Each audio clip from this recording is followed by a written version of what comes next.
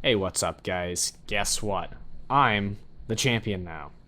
I have the icon and the title to prove it. So I guess that makes me the best, right? No, it doesn't, because rank ladder reset and I ground at the ladder for, an hour and a half, and I hit the top while nobody was online and everyone was at rank 0. So not a big deal, but just for giggles, we're going to make a video that has two deck techs in it using the two decks that I used to hit the top, and you can do the same if you get in at the time rank ladder resets, but that's besides the point. So, let's load up the first deck. Dun dun dun dun. We're calling this Junk Bots. Doesn't say junk bots, but this is junk bots. So, why is it junk bots? Because we've got 33 unending drones in the deck, because we go hard. Is it effective? That's your question. Can that possibly be effective? And the answer is, if you're trying to hit the top, this is not the way to do it. But if you are on a budget and you need a budget deck, or you're just looking to have a lot of fun with a stupid, crazy strategy, this will do the trick. And that's why I built it. So, what's the game plan? For one of your commanders, one of your commanders, you got Unending Drone, of course, just to get guys back into play as soon as possible without even having to play an Unending Drone, because you're discarding them as much as you can with Vanash. This has two advantages. One is you put an Unending Drone in the graveyard, which basically is like playing it for one less the cost. In addition, of course, you are boosting all of your drones that are already out on the board. And our last commander is Jubilee the Valiant, which it's not a big deal. You honestly can put in there really any Overseer's card. I have it in there largely just so that I get that one Overseer's Purity. You can put whatever you want in. The other reason I have it is that I like having a plan B if the Unending Drone army is not cutting it. Jubilee is immune to most forms of removal and bypasses most defenders and is really big. By the time she is hitting the board, you've probably used Vanash enough times that she's probably like an 18/18 flyer. Maybe more, maybe a tiny bit less if for whatever godforsaken reason they decide to kill Vanash, which would that we don't talk about that. That's when this deck goes wrong. When it doesn't go wrong, though, it's pretty awesome. So the other cards you have to worry about are both the Lukas, Luka Ascended, and Luka Combat Mechanic. Both of them are in there for the same reason, make the Unending Drones bigger. Likewise, we have Guns of Goliath to make Unending Drones bigger. You amass an army, you pump them up, and you get there. And if you don't, they keep coming back, and you can keep pumping them up. It's pretty nice. It has its advantages. Its disadvantages, of course, are that your strategy's pretty fragile. If you're facing something like Cult of Veror, or some other control deck, you might run into some trouble. But it does very well against other character-dependent decks. All right, sideboard. We've got Shikana, who demands tribute because our tribute is going to be Unending Drone, which we don't care about because we got a bazillion of them and they keep coming back.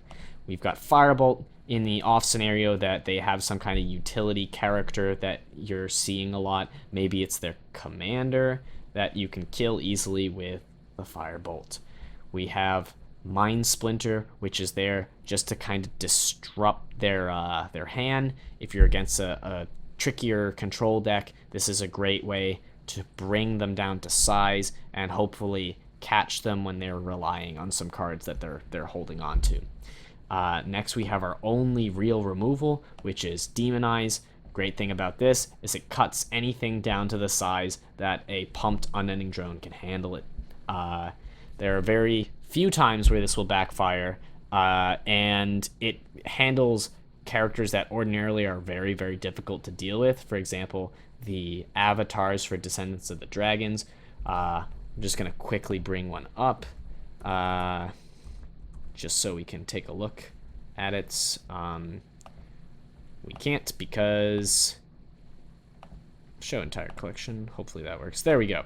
Avatar of Daude is a great example. This guy's really tough to get rid of, but if you transform into a little demon, No problem. No problem at all. Next, we have War Machine. This is the, in case of any kind of issue, you've got a way to crank out guys that have a little more beef, a little more brawn than the unending drones. If you can't get past that one big defender, or maybe the several big defenders, then maybe an army of 1616 characters will. Because Unending Drone is a great guy to just have cranking out the 1616s.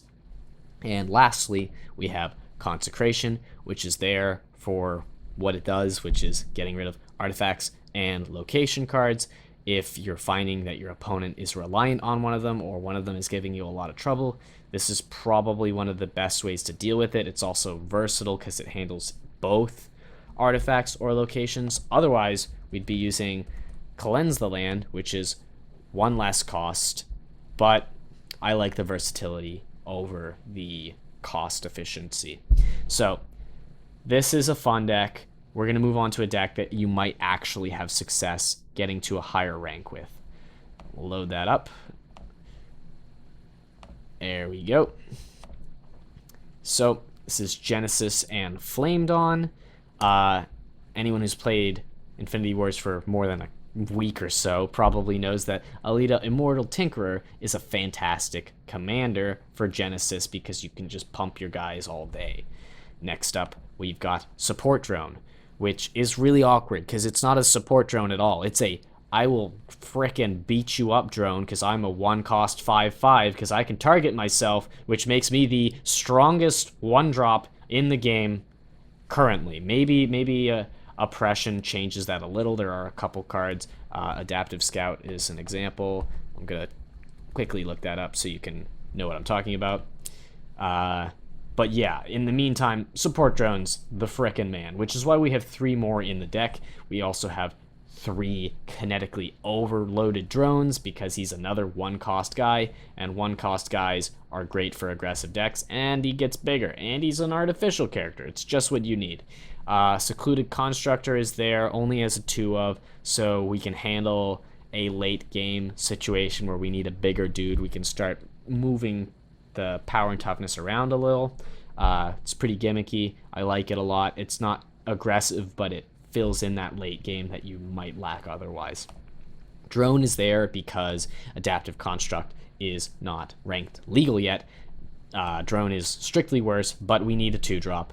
Our other 2-drop is Infected Drone, which is probably better 90% of the time. I only have 2. If you have 3, I highly recommend using it because it gets really nice and big when you have a support drone, a secluded constructor, or Alita, which you probably always have. Genesis Construct is in there just because I didn't have anything else that I felt I wanted to put in. If you have a better 3-drop to put in that you like, or maybe a better 2-drop or anything really, you can replace it. This isn't an important one. Splitter Robot is probably one of the best characters in the game, in my opinion, at least at the 4-cost slot. I mean, you're just getting a dude that makes more dudes and you don't have to put anything into it. You put it out, it clobbers something, it dies, you get a couple more guys, and those guys also will hopefully take something out or get in there for damage. Who knows? We have both Lukas, like in the previous deck, there for the exact same reason. Boost your guys. Boosting your guys is great. If you have a few guys out, it's really, really, really good value. Next, we've got Flame Dawn Commando, which is great for finishing off some of the weaker defenders, or if they've got some kind of pesky utility character. It could be Wealthy Noble, it could be Secluded Constructor that you just want to get out of the way. This is great. We've got Torchbearer, which is primarily there just to have another 1-drop, but it doubles as a way to just kind of get over the top of the defense for a little extra damage. So we have Reckless Zealot, which I don't really count as a true drop because if you play this on turn 2, you're probably making a mistake because that'll put your opponent way ahead in resources. Because if you think about it, early on, if you add 1 resource to 2, that's a 50% increase. If you add 1 resource to something like, 10, that's only a 10% increase, and you don't have to care about it as much. Your games aren't going to go on that long, probably, if things go well, but don't play this on turn 2. This is for getting there later on. And lastly, we've got Flame Ram. I'd say that's a little more controversial than the other cards. I really like it because you've probably built up a pretty strong board of assaulting characters by the time it comes out, and you can put it right at the end, the far end, where it's not going to have to deal with the defenders. Gets in for a ton of damage, and probably you don't have to worry about it trading really, really poorly because it doesn't have attack power, and it does have very low defense for a 4-cost card. The other thing to note about this is it is artificial, so you can kind of make up for its really, really poor stats with Luca and Alita, which are just going to make it a little bigger. I think it's really great. It's had a lot of success for me, but I could understand if that one is one that you object to. Next, we've got Anti-Air Missile, which is in there just because it's foil. Put in any other card if you want. It's something I don't care about. Sometimes it does hit value, and when it doesn't, I have something pretty to look at. Ooh. Next up, Scouting Mission. This is a great way to finish off the game because you're putting out a bunch of guys which are probably going to avoid most of their defenders. It's even better if you can follow it up with Luca and make them all bigger. Secluded Constructor also has the ability to take your non-flying characters and convert their power into flying power with this card, so that's why it's there. It's just really nice. Our only real removal